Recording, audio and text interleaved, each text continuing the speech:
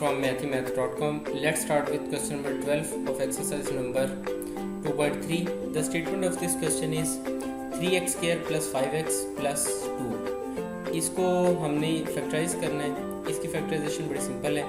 इसमें हम सबसे पहले तो ये करते हैं कि जिस तरह लास्ट क्वेश्चन में हम करते हैं ये कि ये 2 और 3 जो कोफिशिएंट्स हैं साइड वाले इनको मल्टीप्लाई करते हैं.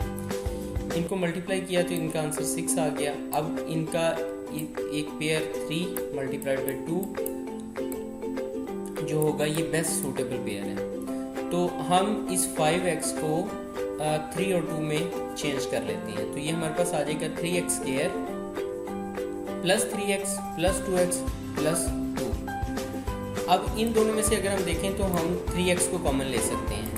तो हमने इन दोनों में से 3x को कॉमन लिया. यहाँ पे हमारे पास इसमें से 3x गया तो x रह गया. यहाँ से 3x कॉमन गया तो यहाँ पे हमारे पास 1 आ जाएगा. इन दोनों में से हम अब 2 को कॉमन ले लेते हैं. 2 को कॉमन लिया तो ये हमारे पास x प्लस 1 आ जाएगा.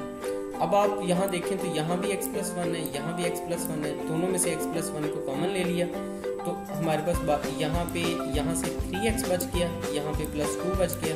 तो ये 3x प्लस 2 यहाँ आ गया और x प्लस 1 यहाँ आ गया. इस तरह से हमने क्वेश्चन नंबर 12 को फैक्टराइज कर दिया. ये क्वेश्चन कंप्लीट हो चुका है. अगर आपको इसमें कोई कन्फ्यूजन है तो आप हमसे कांटेक्ट करें.